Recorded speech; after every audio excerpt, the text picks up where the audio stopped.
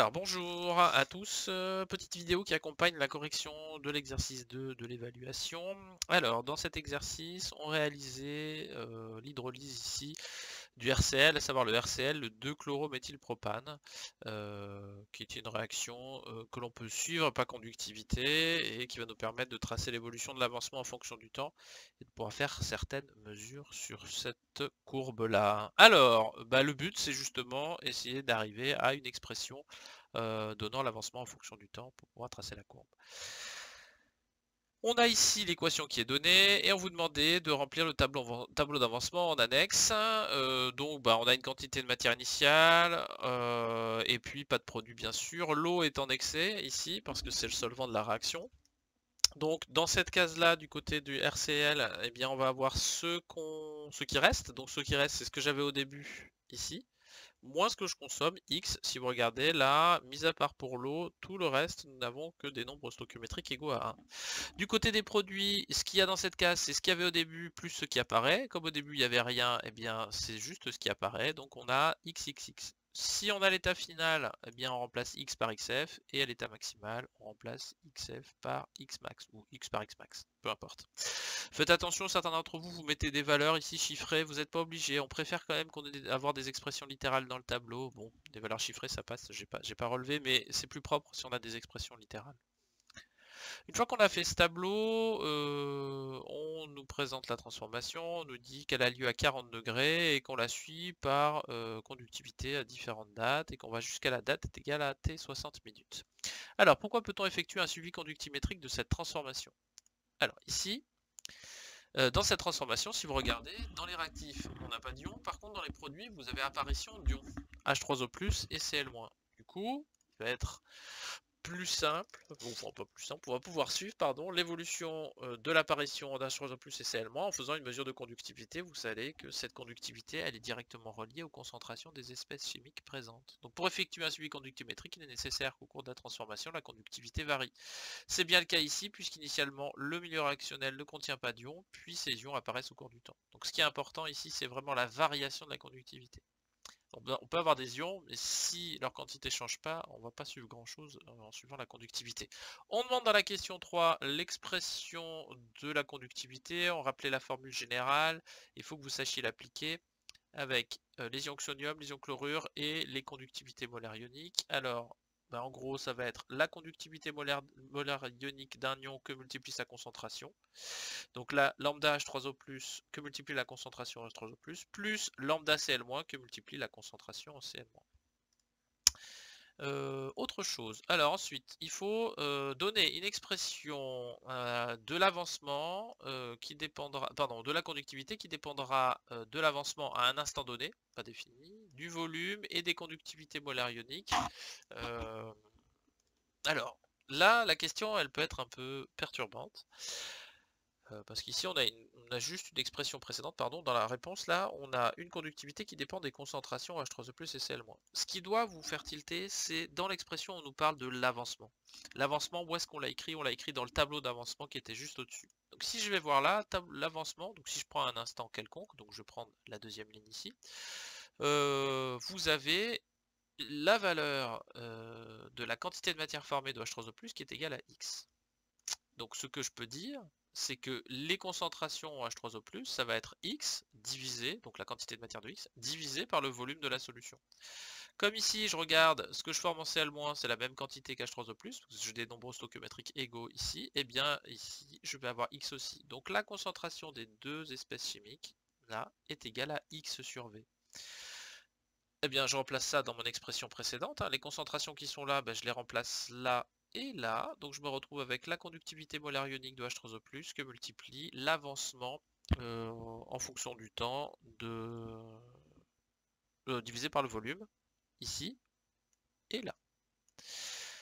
Je factorise par X sur V. Bon, vous n'êtes pas obligé, vous pouvez vous arrêter là, mais je factorise par X sur V et je me retrouve avec une expression qui est peut-être plus simple à écrire. X sur V divisé par la somme des conductivités molaires ioniques d'H3O+, et de Cl-. Une fois qu'on avait dit ça, en gros, on pouvait donc déterminer par une mesure de conductivité la valeur de l'avancement. C'est ce qu'on avait fait dans le TP quand on avait fait la manipulation. Maintenant qu'on obtient la courbe, donc la courbe qu'on obtient est celle-ci. Donc on voit bien qu'on a des points régulièrement espacés dans le temps. On va s'intéresser à cette courbe. On nous demande de rappeler l'expression de la vitesse volumique de réaction. La vitesse volumique de réaction ici, c'est cette expression-là, c'est 1 sur v que multiplie dx sur dt. Donc dx sur dt, c'est la dérivée de l'avancement en fonction du temps, mais en fait sur la courbe précédente, ça correspond aussi à cette partie-là, là, juste dx sur dt, ça correspond, sur ma courbe, si j'y reviens, ici, à une petite variation de x divisée par une petite variation de t. Ce qui veut dire que ça va être le coefficient directeur d'une tangente à la courbe à cet endroit-là. Bon, on va y revenir de toute façon plus tard. Donc ici, on a l'expression du volume en litres. On a l'avancement en mol, donc là on a la dérivée de l'avancement, et le temps en secondes. Donc on va avoir des mols, alors la dérivée d'une expression c'est la même unité que l'expression en question. Donc ici on a des mols divisés par des secondes, et l'ensemble est divisé par des litres. Donc on a bien des mols par litre par seconde. C'est donc une vitesse volumique de réaction. Question suivante. On nous demande de définir le temps de demi-réaction, ça c'est puntos gratos. Le temps de demi-réaction est la durée nécessaire pour que l'avancement atteigne la moitié de sa valeur finale ou la moitié de l'avancement final. Attention, ne me dites pas que c'est la moitié du temps de la réaction, sinon je vous tape. Non, je vous tape pas, mais je serai très furieux contre vous. Donc une fois qu'on a défini ça, avant de le déterminer à la question 8, il faut se poser une question. Est-ce que sur la courbe, je vais pouvoir déterminer simplement l'avancement final? Alors la question justement c'est, est-il atteint cet avancement final? On regarde ici sur la courbe, ça c'est la courbe de correction un peu polluée, je regarde sur la courbe ici du sujet, donc l'avancement évolue, augmente, augmente, augmente, et puis on se rend compte qu'à la fin, sur les 3 dernières valeurs, l'avancement a toujours la même valeur. Donc, il semblerait ici que l'avancement n'avance plus justement et atteint son état final. Hein, on a quelque chose qui est en plus horizontal sur la courbe. Donc ici, sur le graphique, on remarque que l'avancement a toujours la même valeur quel que soit le temps. La courbe forme un plateau horizontal. J'ai dû créer quelque chose qui manque. Moi que l'avancement a toujours la même valeur quel que soit le temps. Sur le graphique, au bout d'un certain temps, j'ai oublié, je le rajouterai sur la correction que je vous enverrai. Je modifierai ce document-là. Donc au bout d'un certain temps, d'un temps assez long, on remarque que l'avancement n'évolue plus. Donc l'avancement final de la réaction est atteint. Maintenant qu'on sait ça, qu'on connaît la valeur de l'avancement final, eh bien je vais pouvoir déterminer la moitié de cet avancement final pour déterminer le temps de demi-réaction. C'est exactement ce qu'on a fait ici. Donc là, vous avez l'avancement final qui est un peu plus que 9. Donc on est là à un peu plus de 4,5 pour la moitié de l'avancement. Et avec ma flèche ici, je vais revenir chercher l'antécédent pour aller déterminer un temps de demi-réaction qui est environ 7 minutes. Une fois qu'on a fait ça, on demande alors là de comparer sans nécessairement les calculer les vitesses volumiques de réaction V0, V20, V65 respectivement au temps t égale à 0, 20 minutes et 65 minutes, justifié par un tracé graphique sur la courbe. Donc là ici ce qu'il fallait faire, je vous l'ai dit tout à l'heure, la vitesse volumique de réaction elle est proportionnelle au coefficient directeur des tangentes. Donc il va falloir tracer les tangentes au point considéré. Donc on trace une tangente ici T0 pour l'instant 0, on trace une tangente appelée T20 pour le temps 20 minutes, et pour 65 minutes, ici on trace aussi une tangente T65.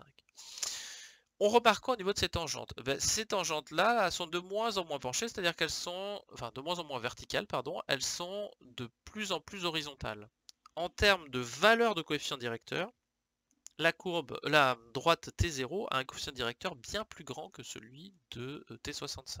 Si la courbe est complètement horizontale, le coefficient directeur est nul dans une droite.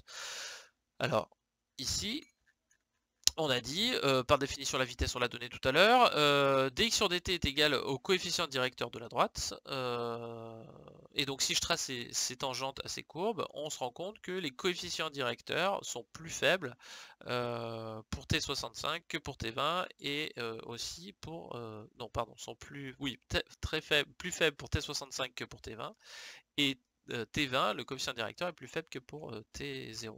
Donc ça veut dire quoi? Ça veut dire que la vitesse à l'instant initial est plus grande que celle à 20 minutes, que celle à 65 minutes.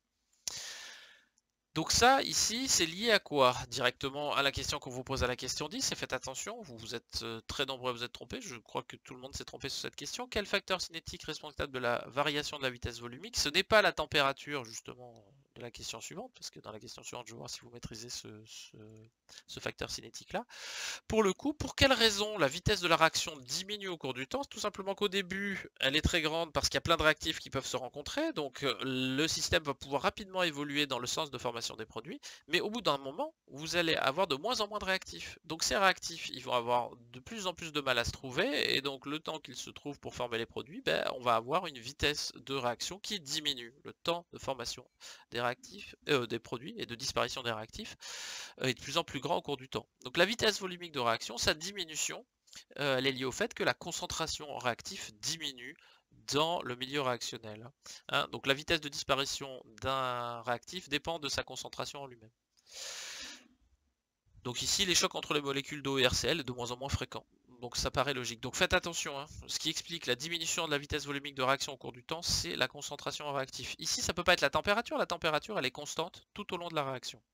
Donc justement, maintenant, si elle n'est pas, enfin, elle sera toujours constante dans la question 11, mais on va vous demander de la changer. On vous dit, on passe à une température de 40 degrés, sachant que dans l'énoncé, on a fait la... Non, pardon, je ne sais pas lire. Elle était déjà à 40 degrés.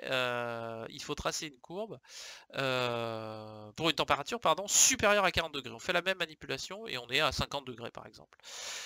Donc sur votre courbe ici, qu'est-ce qu'il faut faire? Il faut atteindre plus rapidement l'état final. Donc en gros, votre courbe va arriver plus rapidement au même niveau ici, d'état final. Il ne va pas aller plus loin, mais il va y aller plus vite. Donc sur la courbe, ici, c'est la courbe en bleu qui est rajoutée là. Nous avons, hop là, un avancement final qui est atteint plus rapidement que précédemment. En effet, la température est un facteur cinétique, je vous le rappelle. Bien, j'espère que cette vidéo vous a servi pour la correction.